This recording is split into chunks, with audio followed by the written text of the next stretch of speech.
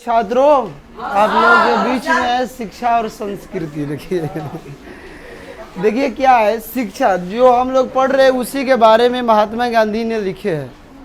बहुत बच्चे बोलते हैं आज के कि महात्मा गांधी बड़ा अनपढ़ थे, कितना बोल देते हैं ईर्ष्या करके।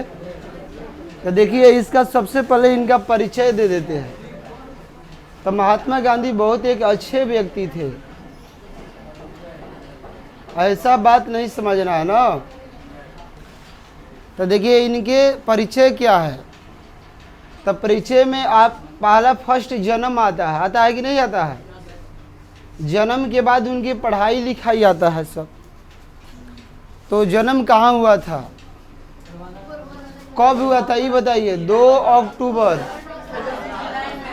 और 1869 में। कहाँ?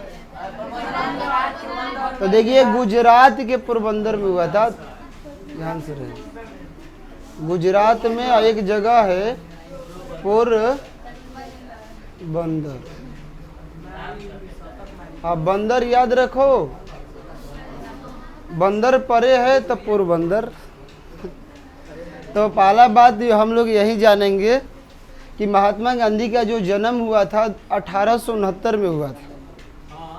और इनके जन्म दिवस को जयंती के रूप में मनाया जाता है, जिसको हम लोग गांधी जयंती भी कहते हैं, या अहिंसा दिवस के रूप में मनाया जाता है। विश्व अहिंसा दिवस।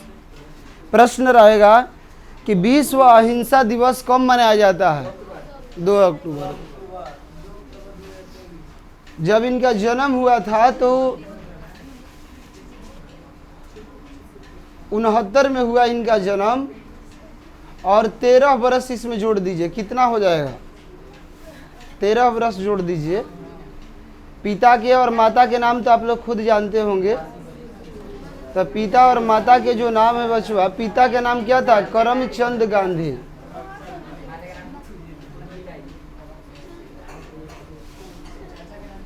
एक बहुत गांधी से नामे भी बढ़ जाएगा। और इनके माता का नाम पुतली बाई। और पत्नी का जो नाम था, अभी शादी नहीं हुआ तो अब ये होगा ना मतलब कि अब डेट में होगा। तो यहाँ तक हम लोग बातें जाने। इनका जन्म 2 अक्टूबर 1869 नोट कर सकते हो। और जन्म कहाँ था, गुजरात के पोरबंदर में हुआ था। और पिता का नाम करमचंद गांधी और माता का नाम पुतली बाई था। देखिए ऐसे व्यक्ति थे।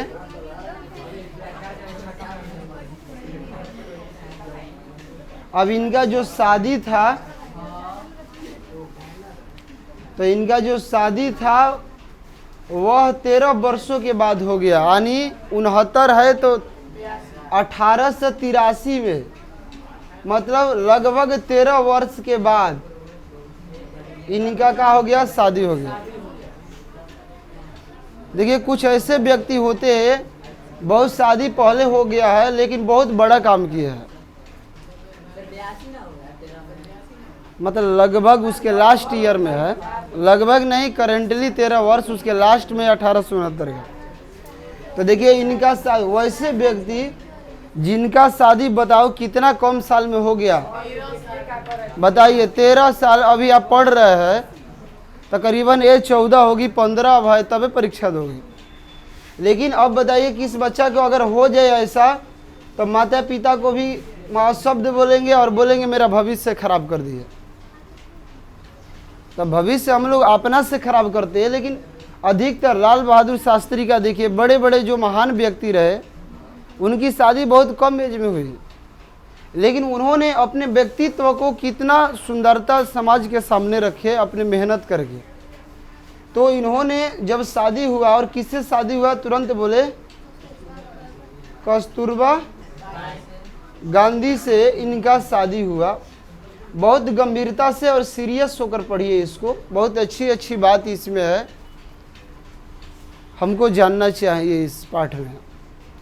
और शिक्षा का मतलब ये नहीं कि a+b का होल स्क्वायर याद कर लिया खूब बता रहे, बताओ, जीवन में a+b के होल स्क्वायर के कहाँ उपयोग है कहीं उपयोग? किताबों में केवल है, समेट कर रह जाएगा, लेकिन व्यवहारिक जीवन में उसका कोई उपयोग, वो आपका यही संस्कृति ही हमारा व्यवहारिक जीवन में उपयोग होता है। इस चैप्टर में उन चीज़ों के बारे में महात्मा गांधी ने समाज के सामने रखे जिसको जानना बहुत जरूरी है, नहीं तो आपका हमारा किसी का घर बिगड़ने में लेट नहीं होगा। तो इनका जो शादी था कितने वर्षों में हो गया? 1869 जन्म है, उसमें 13 जोड़ेंगे तो 82 आ रहा है, एक बढ़ा देना यानी 1883, यानी उसके लास्ट में था तो 83 बोला जाता। शादी होने के बाद इन्होंने अथक पढ़ाई किया, मेहनत किया, परिश्रम किया, क्योंकि शादी से पहले तो यह एकदम कुछ पढ़ाई नहीं की है। इनकी एजे क्या था कि जानते थे। पढ़ाई कब किए? जब शादी हो गया तो इन्होंने पूरा मेहनत करना शुरू कर दिया। परिश्रम उस डायरेक्शन में ज़्यादा होने लगता है। नहीं, परिश्रम करने वाले लोग कैसे होते हैं? जो तंगी से होती है, जिनकी शौक होती है, वही परिश्रम करते हैं। ज़्यादा घर से तंग है, परेशान है, उनको अच्छा करना है तो वह परिश्रम करेंगे। या कुछ लोगों का शौक होता है कि हमारे माता पिता नाम किए तो हमें भी नाम करना है, मेहनत करनी है। तो उन्होंने पढ़ाई शुरुआत की है 1883 के बाद, और वकालत का भी पढ़ाई उन्होंने 1888 में पूरा किए। वकालत भी किए, क्या किए? वकालत भी की है। और पढ़ाई करते करते समय उन्होंने बहुत सारी पुस्तकें भी लिखी। उस समय करने के बाद उन्होंने कौन कौन पुस्तकें लिखी? सत्य हमारे साथ, मेरे साथ सत्य का प्रयोग, याद रखिएगा। पूछता है कि महात्मा गांधी की कौन कौन पुस्तकें थी, या आ जाएगा कि मेरे साथ सत्य का प्रयोग किसने लिखा? तो महात्मा गांधी जी ने। इन्होंने और क्या क्या चैप्टर लिखे? अभी एक चैप्टर आपके सामने है, शिक्षा और संस्कृति के बारे में इन्होंने लिखे। और क्या लिखे? वो तब पत्रिका थी, हरिजन और यंग इंडिया इनकी पत्रिका थी। हम पुस्तकें बता रहे हैं। मेरे साथ सत्य का प्रयोग ही ज्यादा पूछता है। शिक्षा और संस्कृति नहीं, और एक बापू नाम का चैप्टर आता है, हाँ, उसके बारे में भी इन्होंने यह चैप्टर लिखे। और ऐसे ऐसे पुस्तकें जिन्होंने अच्छे ढंग से प्रस्तुत किए हैं। और इनकी 2 पत्रिका है जो बहुत फेमस है, सब कोई जानते हैं। आप इतिहास में भी पढ़े हो, प्रेस में पढ़े होंगे आप लोग। एक संस्कृति और प्रेस है ना, तो इनकी पत्रिका कौन कौन थी याद रखेंगे आप, नोट करेंगे कि महात्मा गांधी की 2 प्रचलित पत्रिकाएं थी। एक थी यंग इंडिया, एक इनकी पत्रिका थी हरिजन। तो इन्होंने यंग इंडिया और हरिजन जैसे पत्रिका भी लिखे, और मेरे साथ सत्य का प्रयोग, बापू, शिक्षा और संस्कृति जैसे पुस्तकों का इन्होंने वर्णन किए। इतना ही नहीं, इन्होंने देश के स्वतंत्रता में योगदान दिए और बहुत सारे नारा भी दिए। भारत छोड़ो आंदोलन, अवज्ञा आंदोलन, सविनय अवज्ञा आंदोलन, असहयोग आंदोलन बोलवे किए। दांडी यात्रा इन्होंने शुरू किए थे, तो लोगों को जोड़ने का काम किए थे। आराम हराम है, बहुत सारे ऐसे इनकी जो नारा थी बहुत पॉपुलर था लोगों के सामने। स्वयं को सुधारो, विश्व सुधर जाएगा, किसकी नारा था? देखिए, यह नारा बहुत लागू होता है। कोई बोलते हैं कि ये हम घरे बताएंगे तो कहेंगे बड़ा आज जान कर आए हो, नहीं मानेंगे। या किसी को शिक्षा देंगे तो हंसी उड़ा देगा। तो यही महात्मा गांधी बोले कि जब सुधार नहीं हो रही थी, स्वतंत्रता की जब लड़ाई होती है किसी चीज़ का, तो लोग आप नेता बन जाएंगे, लीडर, तो आपकी बात तुरंत कोई नहीं मान लेगा। बहुत लोग कहेंगे बड़ा शिक्षा देने वाले आए हैं, तरह तरह की बातें आपके सामने होगी। तो इनसे कुछ लोग ऐसे मिले, सकारात्मक मिले महात्मा गांधी जी से, तो वो मिले तो वो बोले कि देखिए हमारे मानने से क्या होगा, और लोग तो बातें नहीं मानेंगे। तो उसी समय नारा दिए कि क्यों दूसरे के चक्कर में पड़े हो, तुम स्वयं को सुधारो, तुम्हारे देखे देखे धीरे धीरे सब सुधारेंगे, विश्व सुधर जाएगा। तो आराम हराम है, स्वयं को सुधारो, विश्व सुधर जाएगा, किसकी नारा है? महात्मा गांधी का। इन्होंने वकालत कब की थी? 1888 में। इनकी शादी कब हुई थी? ज़्यादा पढ़ाई कब किए? शादी के बाद ही इन्होंने ज़्यादा स्टडी किए, संघर्ष किया, स्ट्रगल किए। इसके बाद इन्होंने कौन कौन पत्रिका लिखी? यंग इंडिया और हरिजन। कौन कौन पुस्तकें लिखे? मेरे साथ सत्य का प्रयोग, शिक्षा और संस्कृति, बापू जैसे पुस्तकें के बारे में इन्होंने वर्णन किया है। इसके बाद इन्होंने जब कुछ पढ़ाई कर लिए तो इन्होंने और कुछ सीखने के लिए 1893 में इन्होंने दक्षिण अफ्रीका चले गए थे। कहाँ चले गए? देखिए, इस सब प्रश्न आप जान रहे तो कहोगे हिंदी में भी आता है, और इसके साथ साथ आपका इतिहास में आप जरूर पढ़े होंगे तो सब जानते हैं। तो दक्षिण अफ्रीका कब गए थे? 1893 में। तो जब वहाँ गए तो पढ़ाई के ही उद्देश्य से गए थे, और 1914 में उन्होंने भारत लौटे थे। तो ये प्रश्न बहुत पूछता है। 1514 में उन्होंने पूरा हुए रहे, 15 में आए तो 1917 में चंपारण सत्याग्रह विनोद कुमार शुक्ला के आदेश पर उन्होंने किए थे आप। लेकिन चलिए यही बात है, 1915 भी कर सकते हो, या कभी कभी आए टिक ही नहीं रहता है तो आप इसको भी कर सकते हो, उससे कोई दिक्कत नहीं है। 1 साल की इंटरवल में 1-2 मंथ की वजह से ईयर बदल जाता है। मान लीजिए किसी को हुआ 29 दिसंबर 2023 में जन्म हुआ, और 2 दिन के चलते 2024 आने वाला है। तो ऐसे कभी कभी जो होती है ना चीज़ें, 1-2 दिन 1 माह की इंटरवल में सब डेटें जो है लगभग हो जाती है। तो 1914 तक मान लीजिए, तो ये प्रश्न क्या रहेगा कि महात्मा गांधी ने दक्षिण अफ्रीका में कितने सालों तक रहे, कितने, कब से कब तक रहे? तो 1893 से 1915 में स्वदेश लौटे।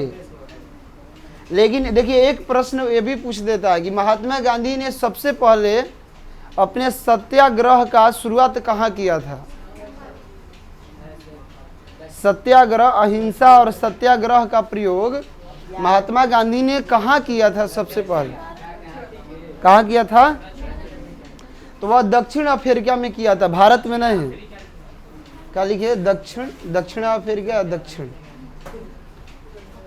सत्य और अहिंसा का प्रयोग जो किए थे, सत्याग्रह का, सत्य और अहिंसा का प्रयोग दक्षिण अफ्रीका में कहा था। कि जब ये गए थे तो लोगों में, वहाँ की जो सरकार थी, गोरे और काले में भेद करते थे। तो भेद की वजह से उन लोगों का बढ़िया काम भी नहीं मिल पाता था और उनसे दुर्व्यवहार किया जाता था। तो वहाँ के सरकार ने बहुत प्रताड़ित किए थे लोगों को। तो इन्होंने वहाँ पर अहिंसा होकर, मतलब बिना लड़ाई झगड़ा के, जिसको हम लोग कहते हैं भूख का हड़ताल करना, तो इन्होंने वहाँ अहिंसा का प्रयोग किए थे और सरकार को झुका दिए थे और लोगों को यह आज़ादी मिली थी। आज भी दक्षिण अफ्रीका में महात्मा गांधी के लोग पूजा करते हैं, इनकी मूर्ति बड़ी बड़ी बनी है, क्योंकि इन्होंने वहाँ पर इस भेद को ख़त्म किए थे। तो प्रश्न आ जाए कि कहाँ प्रथम प्रयोग किए थे, किस भेद को ख़त्म करने के लिए?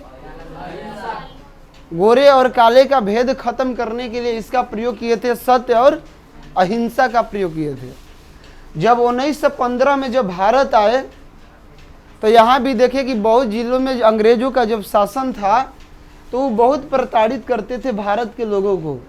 तो उन्होंने नील की खेती कराते थे अंग्रेज। हमारे बिहार में ही चंपारण जो जिला है, तो वहाँ के लोग जब नील की खेती करते थे तो उनकी हाथें फट फट जाती थी,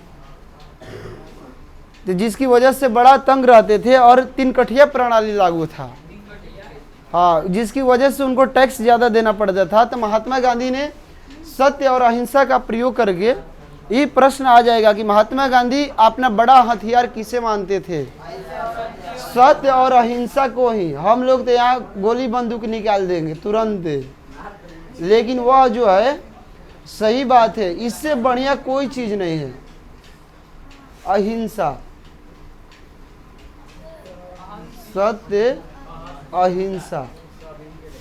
चलो कोई से मिस्टेक होता है, आपसे भी हो सकता है, हंसने वाली बात नहीं। तो सत्य और जो अहिंसा है उनका बड़ा हथियार था, क्योंकि इसी का वो किसी परवार करते थे। क्योंकि किसी को जीता जा सकता है प्रेम से, शांति से जीता जा सकता है। आप लड़ाई झगड़ा करके कुछ भी करो, वह हासिल नहीं होता है। हासिल तभी होगा जब आपके पास ईमानदारी है, अहिंसा, आप झगड़ा की प्रवृत्ति नहीं रख रहे। और उन्होंने इस हथियार के बल पे बहुत लोगों को झुकाए, और अंग्रेजों को भी इस नियम नील की खेती कराने से लोगों को क्या कर दिए, मुक्ति दिला दिए। तो आ जाएगा कि भारत में जब 1915 में महात्मा गांधी जी आए तो उन्होंने कौन सा सर्वप्रथम आंदोलन किए थे? चंपारण सत्याग्रह आंदोलन। किसके आग्रह पर? विनोद कुमार शुक्ला के आग्रह पर। कब किए थे? 2 साल के बाद 1917 में आंदोलन छिड़ा।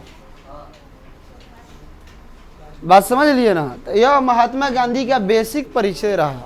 इसके बाद इन्होंने धीरे धीरे अभी 1917 से बढ़ते बढ़ते 47 चला गया नहीं, और बहुत स्वतंत्रता की लड़ाई हुई, बहुत लड़ाई हुई। तो आप समझ लीजिए कि महात्मा गांधी भी ऐसे पुरुष रहे जो पत्रिका पुस्तक लिखते हुए हमारे देश के स्वतंत्रता आज़ादी में भी महत्वपूर्ण योगदान दिए। तो तमाम प्रश्न हो गया, उस प्रश्नों का उत्तर दीजिए। पहला बताइए, महात्मा गांधी का जन्म कब हुआ था? चलिए, राइट आंसर। कहाँ हुआ था महात्मा गांधी का जन्म? चलिए, राइट आंसर। महात्मा गांधी का शादी कब हुआ था? महात्मा गांधी ने वकालत कब की थी? 88 में। महात्मा गांधी ने दक्षिण अफ्रीका कब गए थे? 1893 में, यानी 1869 बताए, आप ही लोग का हम लिख रहे हैं। और फिर 1883 बताए, 1888 बताए, गुजरात के पोरबंदर बता दिए, फिर 1893 बताए। उन्होंने कब तक रहे? 14 तक। हमारा भारत, महात्मा गांधी ने कब लौटे दक्षिण अफ्रीका से? 1915 में। उन्होंने कौन सा आंदोलन किए थे भारत में? कहाँ, किस राज्य में? बिहार के चंपारण में। कब किए थे? 1917 में। उनके पिताजी का नाम क्या था? करमचंद गांधी। उनकी माँ का क्या नाम था? पुतलीबाई। उन्होंने कितनी पत्रिकाएं फेमस लिखी? 2 पत्रिका। कौन कौन? यंग इंडिया और हरिजन। और आगे प्रश्न कि उनकी पुस्तकें क्या कौन कौन फेमस है? तो देखिए, यह सब महात्मा गांधी जी का बेसिक परिचय है। ठीक है, तो क्लियर आप समझ गए होंगे। अब चलते हैं अब नई मोड़ जो हम लोग को पढ़ना है, शिक्षा और संस्कृति। तो देखिए, यह जो चैप्टर है, इस चैप्टर के बारे में उन्होंने जो बताए, तो पहला बात ये बताए कि शिक्षा क्या है। पहला इस बात। दूसरा बात कि उन्नत शिक्षा किसे कहेंगे? उन्नत शिक्षा।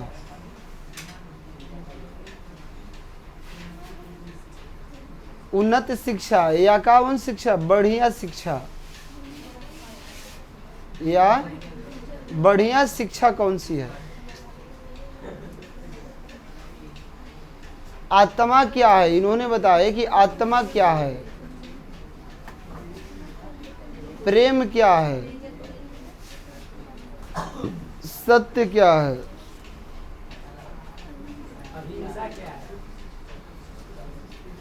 सत्य और अहिंसा। जीतने का हथियार क्या हो सकता है? जीतने का हथियार, जीतने का क्या हथियार, और क्या क्या?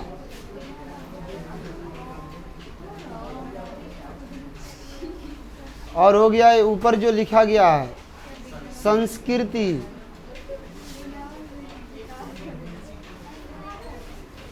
नहीं, मतलब कि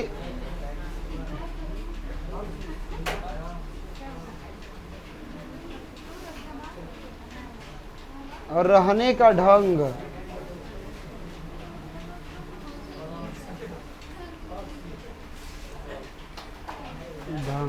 सही है। अब चलिए और क्या,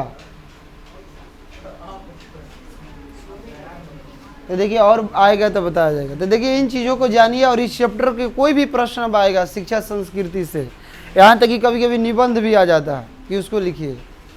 तो पहला बात देखिए शिक्षा क्या है, बताइए, कोई बता सकते हो?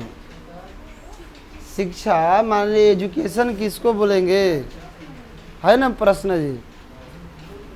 तो कह दोगे पढ़ने लिखने को शिक्षा कहते हैं ना, पढ़ने लिखने को क्या कहते हैं? शिक्षा कहते हैं। मतलब क्या है कि जब किसी भी प्रश्न के बारे में, किसी के बारे में सही जानकारी प्राप्त करना ही क्या कहलाता है? शिक्षा का। मान लीजिए महात्मा गांधी ने बोले कि मान लीजिए अगर आपको सही जानकारी के लिए लोग ही न भेजते, घर से छोड़कर भेजते हैं, कहीं पढ़ाने के लिए भेजते हैं, या घर में ही छोड़ देते तो आप गांव में गाली गलौज करना सारा चीज़ कोई सीख जाते हैं। लेकिन सही उत्तर जानना वही उचित शिक्षा है, नहीं? तो क्या बोले, किसी के बारे में या किसी प्रश्न के बारे में सही जानकारी रखना ही क्या कहलाता है? और वह प्रकाश है जो किसी भी व्यक्तित्व का निर्माण करता है, उनके चरित्र का निर्माण करता है, नहीं, उसे प्रकाशित करता है। तो जो व्यक्तित्व का निर्माण करता है, जो चरित्र का निर्माण करता है, जो हमें प्रकाशित करता है, अंधकार से प्रकाश में लाता है, उसी को हम लोग शिक्षा कहते हैं, एजुकेशन कहते हैं। और महात्मा गांधी दूसरी बात बोल रहे हैं कि बढ़िया शिक्षा कौन सी है? बढ़िया शिक्षा यह नहीं है कि आप कोई भी चीज़ जो है, जैसे हम बोले कि आप रट लिए, जैसे a+b का होल स्क्वायर पूरा याद कर लिया। अब छोटा बच्चा भी 7 क्लास के याद किया है, लेकिन आखिर इसका क्या उपयोग है? तो उन्होंने कहते हैं शिक्षा वही अच्छा है जिसका जीवन में उपयोग हो, जिसका जीवन में क्या हो, चलते फिरते रहते लोगों से बोलते उसका अच्छा उपयोग हो, वही क्या है बताइए? बढ़िया शिक्षा। वैसी शिक्षा नहीं जो किताबों में समेट कर रह जाए, जो हमारे पास रह जाए। वैसी शिक्षा हो जो हम समाज में दूसरे को दे सके, हमको देख कर दूसरा सीख सके। वह शिक्षा अगर कोई व्यक्ति रखता है तो वह बढ़िया शिक्षा है। और इस प्रकार की शिक्षाएं किसी देश में, किसी राज्य में लागू होना चाहिए, और इसका ख्याल रखना चाहिए। डिस्टर्ब मत कर दीजिए आप, नहीं तो उधर जाकर बैठिए। आप लोग कहाँ डिस्टर्ब आप लोग कर रहे हैं? आपको तो पढ़ना नहीं है हिंदी, इसीलिए है जी। तो आप समझ, नहीं पढ़ना है, लेकिन एक पढ़ाई ही मत समझो यार, क्योंकि ये एक ऐसी चीज़ है जिसका सीखने पर हम अपना घर को बदल सकते हैं, अपने आप को बदल सकते हैं। क्योंकि देखिए हम बताइए कि पढ़ाई का मुख्य जो होना चाहिए उद्देश्य ये होना चाहिए, अगर कोई बच्चे इस चीज़ से घर पर पढ़े कि हमें सीखना है, हमें, तो उनको टाइम समझ में नहीं आएगी कि कितना टाइम हम पढ़ लिए। अगर जिसके अंदर ये हुनर हो कि जो भी किताब कापी बैठते हो पढ़ने के लिए, जो भी चैप्टर पढ़ते हो टॉपिक, यह अंदर प्रश्न रखो कि इसको हमको सीखना है, लर्निंग करनी है, तो आपको टाइम नहीं समझ में आएगा कितना निकल गया। जैसे में कोई प्रश्न ही बना होगा, देखो दिन में कहो कि नहीं इसको हमको सीखना है प्रश्न को, मैथ को, तो आप बनाते रहेंगे क्योंकि आपको सीखने का है, तो आपको टाइम समझ में। अब बहुत लोग घड़ी पर नज़र रखेंगे कितना बज रहा है, तुरंत अब 1 घंटा होगा तो हटेंगे, लेकिन सीखने की ललक होगी तो 1 घंटा हटने के बाद फिर दोबारा वह चीज़ को आप अमल करेंगे। तो अगर सीखने की अगर ललक है तो आपको टाइम नहीं समझ में आएगा, और वह चीज़ सबसे बेहतर आपको लगेगा। तो बढ़िया शिक्षा और प्रश्न आ जाएगा कि बढ़िया शिक्षा किसे मानते हैं। चलो प्रिंस खड़ा हो जाइए, बताइए। प्रश्न ही आता भी है कि महात्मा बढ़िया शिक्षा आ जाएगा, महात्मा गांधी बढ़िया शिक्षा किसे मानते थे? तो क्या उत्तर दीजिएगा? महात्मा गांधी बढ़िया शिक्षा किसे मानते थे? चलो उधर तुम बताओ। पढ़ रहे हो ना? महात्मा गांधी बढ़िया शिक्षा किसे मानते थे? ये प्रश्न कई बार आया भी है, कोई हम नया नहीं बोल रहे हैं, नहीं पता। चलो तुम बताओ, बताओ महात्मा गांधी बढ़िया शिक्षा किसे मानते थे?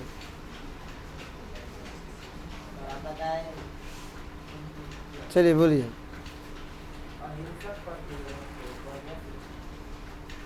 चलिए आप बताइए। चलिए और कोई बताएंगे? चलिए आप बताइए।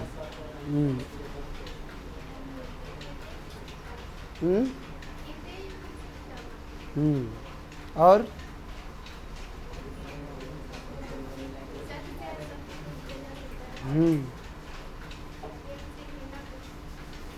बढ़ जाइए। देखिए तो आप लोग को कुछ सही डायरेक्शन में बताया। अभी हम यहीं बताए, एक लाइन में बताए थे, बढ़िया शिक्षा वैसी शिक्षा हो जो हमें हमारे अंदर व्यवहारिक ज्ञान लाए, हमको सीख कर कोई, हमको देख कर कोई सीखे, जो आत्म से वह शिक्षा मिले, आत्मा से, हृदय से शिक्षा मिले। क्योंकि हृदय से जो शिक्षा मिलती है ना, वो आत्मज्ञान होता है। और आत्मज्ञान ऐसा होता है जो हमारे किसका द्वार होते हैं? तो कहने का मतलब है कि आत्मा से पढ़ी गई जो बातें होती है कोई भूलते नहीं है। आत्मा से पढ़ी हुई बातें से हमें शांति मिलती है। तो वो सही बोले कि वैसी शिक्षा हो जिससे दूसरे के अंदर प्रेम का निर्माण किया जाए, उसके अंदर घृणा खत्म की जाए, उसमें भाईचारा समन्वय बनाई जाए। नहीं, वह शिक्षा ही सबसे उन्नत शिक्षा है, बढ़िया शिक्षा है। अब नहीं कि ऐसी आप पढ़ाई कर लिए एक दूसरे से ईर्ष्या कर रहे हैं। आप एक दो भाई झगड़ा किया तो आप जाके उसमें आग में घी डाल रहे हैं, तो वह कोई अच्छी शिक्षा नहीं है। तो बढ़िया शिक्षा वह है जो आपके अंदर चरित्र का निर्माण करे। वह शिक्षा जो चरित्र का निर्माण करता है, व्यवहारिक ज्ञान का निर्माण करता है, व्यक्तित्व का निर्माण करता है, जो हृदय से ली गई हो, आत्मा से ली गई हो, जो हमें प्रेम करना सिखाता है, सत्य बताता है, हमें सही दिशा में जाने का एक मार्ग दिखाता है। तो वह शिक्षा ही हमारे जीवन का सबसे बढ़िया शिक्षा है। बात है कि नहीं? और रहा कि आत्मा क्या है? कोई भी कह रहे हैं कि कोई भी शिक्षा अगर आप ले रहे हैं तो आप केवल अपने दिमाग से, अपने शरीर से ही तक मत रखिए, उसको अपने आत्मा तक पहुंचाने का कार्य कीजिए। क्योंकि आप संस्कृत में भी मंगलम में पढ़े हैं, क्या पढ़े हैं कि अड़ु महियान ऐसे करके है ना, उसमें टॉपिक अब महतो महियान, यानी सूक्ष्म से भी सूक्ष्म आत्मा है। असत्यमेव जयते, नहीं सत्य का ही जीत होती है। तो बहुत सारे उसमें श्लोक है। हिरण्यकश्यप ऐसे है श्लोक, हम लोग का पूरा याद है, थोड़ा उसका लाइन हम भूल रहे हैं कि सोने जैसे पात्र से उसका मुख ढका हुआ है, बहुत सारा उसमें है, आएगा तो देखा जाएगा उसमें। तो जो आत्मा है, तो समझ लीजिए आत्मा एक ऐसे है कि हृदय रूपी गुहा में स्थित रहता है, नहीं, और यहाँ तक जिसकी पढ़ाई पहुँच जाती है तो वह शिक्षा उसके अंदर इतनी, मतलब कि एक दिव्य प्रकाश होता है जिससे लगता है कि आपके पास ही प्रश्न का निर्माण हो रहा है। जब बुद्ध को ज्ञान शरीर से आत्मा तक चली गई तो उनको ऐसे ऐसे प्रश्न मिले, उत्तर मिले, जिनको इन प्रश्नों से बहुत लोगों को वो सेटिस्फाई किए, उसे अच्छा मार्ग पर लाए। तो हम लोग की पढ़ाई अपने ब्रेन तक, शरीर तक ही सीमित रह जाता है, लेकिन उसको शांति से कहा गया, एकांत होकर आप उसको अगर पढ़कर अपने आत्मा तक पहुंचाते हैं। अब आत्मा तक कैसे जाएगा? एकाग्रता हो, शांति हो आपके अंदर, तो वह चीज़ें जो है धीरे धीरे हमारे जो हृदय रूपी है वह ज्ञान चला जाता है। प्रेम एक ऐसी चीज़ होती है कि हमारे अंदर का घृणा, घर का द्वेष एक दूसरे से खत्म हो जाता है, और द्वेष खत्म होने से उस घर में शांति का वास होता है, और वह शांति ही हमारे चरित्र का भी बनाता है, हमें उन्नत शिक्षा देता है। नहीं, प्रेम रखने से क्या होगा? समाज में अच्छा माहौल का निर्माण होगा, एक दूसरे से लोग गले लगेंगे, ईर्ष्या कम होगी, नहीं लड़ाई झगड़ा कम होगा, और यह होगा तो उसी को कहा जाएगा कि वह व्यक्ति शिक्षित है। कोई भी बोलता है अरे इस घर के लोग बड़ा अच्छा बोलते हैं, बड़ा संस्कारी है, इस घर में लड़की जाएगी तो बहुत अच्छा है। क्यों? क्योंकि उस घर के लोग बहुत, सबके अंदर कूट कूट कर प्रेम भरा हुआ है और अच्छा माहौल है। तो वही माहौल है तो लोग कहते नहीं वो शिक्षित है आदमी, बढ़िया आदमी है। तो वही शिक्षा है जिसके अंदर प्रेम की भावना है। अब बोलते हैं सत्य एक ऐसी चीज होती है, सत्य ही ईश्वर है कहा गया है। अब समझ लीजिए कि हमें पल पल में हम लोग क्या करते हैं, झूठ बोल देते हैं। पल पल में मोबाइल वाला तो व्यक्ति और झूठ बोलते हैं। बक्सर आएंगे तो कहेंगे बस धनसोइए तो बानी। बताइए, ज़्यादातर अपने सही का ही प्रयोग करना चाहिए। आपको लगता है कोई बहुत संकट में हमारे वजह से वो जीवित रहेगा तो एक आध झूठ बोल देते वो चलेगा, लेकिन आप मार्केट भी करने जा रहे हो, कुछ पैसा बचा तो बोल दिए कि नहीं बचा। तो सत्य भी आपकी शिक्षा बनाता है, क्योंकि आपके अंदर सत्य है, अच्छा विचार आपका है, तो समझिएगा कोई कह देंगे कि यह आदमी एकदम बढ़िया है, शिक्षित है। आप ज़्यादा झूठ पर झूठ बोल रहे हैं पूरा, वो पकड़ेगा तो बोलेंगे इसके घर में कुछ है, सब ऐसे ही बोलता है। तो ये चीज़ें जो होती है, इन तमाम चीज़ों को मिलकर इस टॉपिक पर बात हुआ। नहीं, अब जितने का जो हथियार था वो कहा तो सत्य और क्या, अहिंसा। सत्य पर आप रहेंगे, अगर कोई से झूठ आप नहीं बोल रहे हैं, बताइए तो क्या होगा कि कोई फैक्ट्री वाला भी आपको मालिक बना देगा, मैनेजर बना देगा, सुपरवाइजर बना देगा।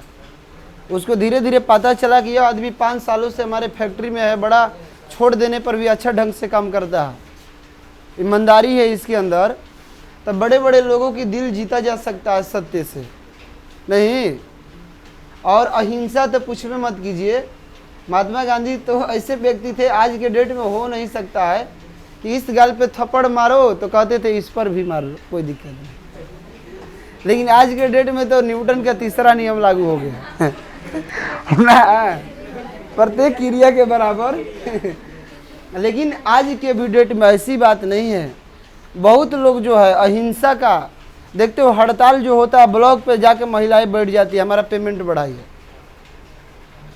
आदमी बहुत हड़ताल कर लेते हैं, वो भूखे रहते, बोलो जाके आराम से होटल में जाके चुपा चोरी से खा लिए, अंधेरे से आके बैठ जाएंगे कि हम तो भूखे हैं। काहे कि इस संविधान में लिखा हुआ है कि आपके सरकार रहते हुए आप अधिकारी है, कोई बन गई आपको कोई हड़ताल कर दिया तो आप करो क्या कर देंगे हमारा। तो वह आपके रहते हुए अगर मर जाएगा आपके हड़ताल में तो आपकी जॉब चली जा सकती है। आपको उसकी बातों को सुनना है।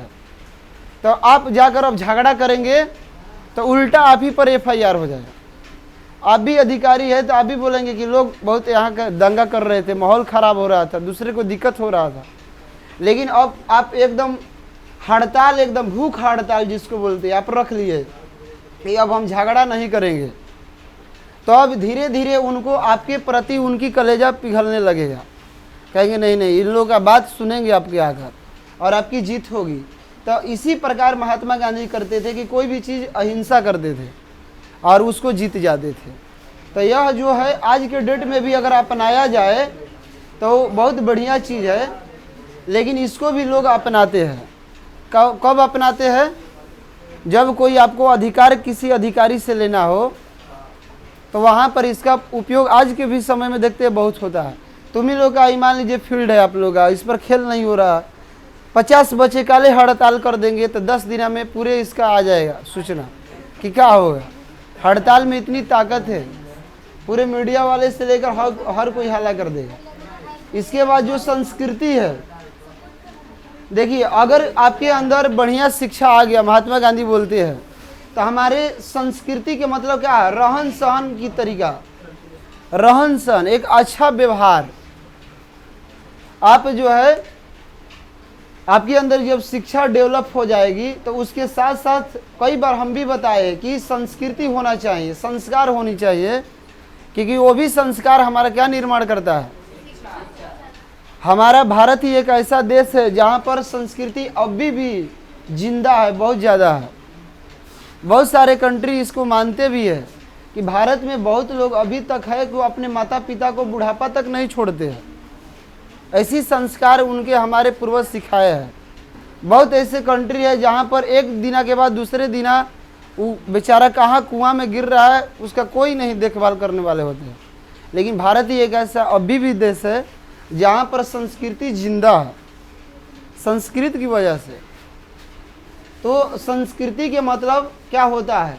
संस्कार रखना, नहीं जी, क्या रखना? संस्कार। और क्या? व्यवहार रखना, अच्छा मीठा बोली बोलना। हाँ मीठा, ये ना कि किसी को बोल रहे हो तो ऐसा लगा कि उनको पूरा प्रहार हो रहा। जब हमारे जीवन में संस्कार, व्यवहार और अच्छी बोली है तो वही हमारा संस्कृति है, और इस संस्कृति से शिक्षा का बहुत बढ़ावा मिलेगा। तो महात्मा गांधी कहते हैं कि बच्चों को ज़्यादा संस्कृति दी जाए, खेल खेल में उसको सिखाया जाए, और यह शिक्षा एक ऐसी शिक्षा होगी कि उनको आजीवन याद रहेगा। और इतने ही नहीं, वह उसकी नई पीढ़ी भी आएगा तो उसको भी वह सिखाएंगे, जिससे उसके अंदर एक अच्छा चरित्र बनेगा, एक अच्छा उसका माहौल और पहचान बनेगी। और क्या कह रहा है कि रहने का जो ढंग है यह किससे आएगा बताइए? संस्कृति जो होगी, हमारी शिक्षा आ जाएगी, और जब शिक्षा आ जाएगी तो आपके रहन सहन की जो तरीका है बिल्कुल बदल जाएगा। आपकी कपड़ा से लेकर हर चीज़ चेंज हो जाएगा। तो ये तमाम ही चीज़ें था शिक्षा और का संस्कृति का। अब बुक रहता तो आपके सामने प्रश्न होता कि कुछ ऐसे प्रश्न होता कि जिसका जिक्र नहीं किया गया, तो वो भी आपको हम बताते। अब जाकर उस सारे प्रश्नों को आज आप एक एक करके देखिएगा कि कौन कौन ऐसे प्रश्न है उसमें। अब प्रश्न आ जाएगा, प्रश्न क्या क्या आ जाएगा तो प्रश्न आपसे कर लेते हैं, बताओ या ना बताओ। पहला प्रश्न होगा शिक्षा किसे कहते हैं, क्या है? कोई बता सकते हैं अभी? दूसरा है कि अभी उन्नत शिक्षा, बढ़िया शिक्षा किसे मानते हैं महात्मा गांधी? आत्मा क्या है? कि जब कि शिक्षा हमारे ब्रेन से, माने दिमाग से और शरीर से होकर कहाँ चली जाए? हृदय रूपी गुहा में चली जाए, तो वहीं एक हमारे आध्यात्मिक ज्ञान है, आत्मा है। प्रेम क्या है? एक दूसरे से आप जन्मे करते हैं। सत्य क्या है? जीतने का हथियार क्या है महात्मा गांधी के अनुसार? महात्मा गांधी किस हथियार का प्रयोग करते हैं? संस्कृति किसे कहते हैं? संस्कृति का होना क्यों जरूरी है? संस्कृति से हमारे जीवन में क्या निर्माण होता है?